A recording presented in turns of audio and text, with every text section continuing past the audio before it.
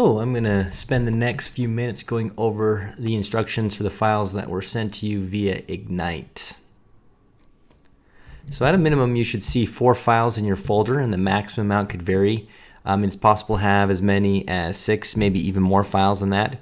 Regardless of the amount, you'll want to be sure to save or download and save each file to your computer. And the easiest way to do that is by checking the box here and then clicking on the download selected link on the right side of the page. So I now want to go over each file in your folder, and again you'll see at least 4 files included, and that would be the client file, K1 file, Form 2553, and the federal tax file. The client file contains a federal return, supporting statements and schedules, and if applicable, any state returns. You'll want to use this file for your own review, and if you encounter any inaccuracies, please notify us so we can make the correction. You don't want to sign and send the tax returns to the taxing authorities if a return is not accurate. We will need to update your return with those changes and then send it back to you for filing. We also recommend that you keep a copy of this file for your records. The next file is the K1. The K1 reports the shareholder's share of the business profits or losses. Please distribute the K1 to each shareholder, as it will be needed to complete his or her individual tax return. And to emphasize, again, this is a form that is not mailed with the return. So here's an example of federal form K1. Separate state K1s may also be included in your file. Next is Form 2553.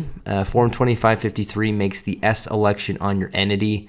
This form is required to be filed with your return, so you'll need to print this form and print this form out, as signatures are required.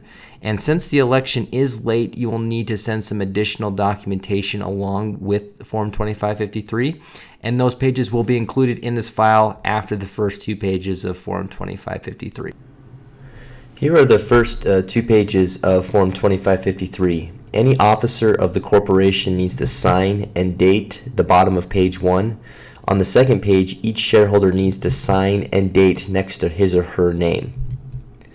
The next 2 pages are the additional forms that will need to be sent along with the 2553. The first page is the statement from shareholders. Each shareholder is required to sign on the line above his or her name. And next, you'll only receive the second page if you are an LLC electing S status. This final page will be the late corporate classification election. An officer of the entity needs to sign, write in his or her title, and date. All of the pages in the 2553 file will need to be sent to the IRS along with the federal tax file. The federal tax file is the return that you'll need to print, sign, and mail to the IRS. And there are 2 pages I want to go over in this file, and that's the instruction page and the signature page. The instruction page will be the very first page of the federal file, and here's where you'll find the due date, forms to be filed, and the address to mail the file. Note that the S corporation does not pay any taxes, nor does it receive a refund. The profits and losses of the entity pass on to the shareholders, and the shareholders report that on their individual tax return. However, be aware that some states do have a franchise tax or some other tax that are required to be paid. So this is the first page of Form 1120S, and here's where an officer will need to sign, date, and write in his or her title. And when signed, be sure to mail all pages in the file to the address on the instruction page. And remember, do not forget to also attach all pages of the Form 2553 file when mailing the return to the IRS.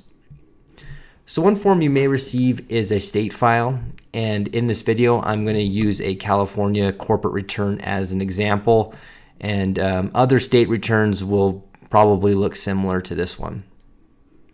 So like the federal file, the state file will also have an instruction page on the first page. You will find the due date, forms to be filed, any payment or refund due, address to mail the file, and the transaction method. And note that some states do require payment by check. If that is the case, a voucher will be included as part of the state file. So you'll also need to sign the return before mailing. For the state of California, an officer is required to sign, write in his or her title, and date the return. Other states will probably have similar requirements to this, and then when you sign all of the necessary signature lines, you'll need to be sure to mail all pages in the file to the address on the instruction page. Another file you may receive is an estimated tax payment voucher. So here's an example of a voucher, and although this is for the state of California, other vouchers, including federal and other state vouchers, will look similar to this one. I want to emphasize that these are not installment payments for your current tax bill if you owe. These are actually payments or prepayments that will be applied to your next year's tax return. There can be up to 4 vouchers, so pay close attention to each due date. The instructions for filing are listed here, and the due date is listed here. For mailing payments, be sure to detach here and mail the voucher along with payment. If there are other forms that are part of your file that are not included in this video, those instructions will be located in the body of the email. These forms can possibly include annual reports and local returns. And again, as a reminder, be sure to mail all pages of the required files. If you have any questions, please do not hesitate to contact us. Thank you.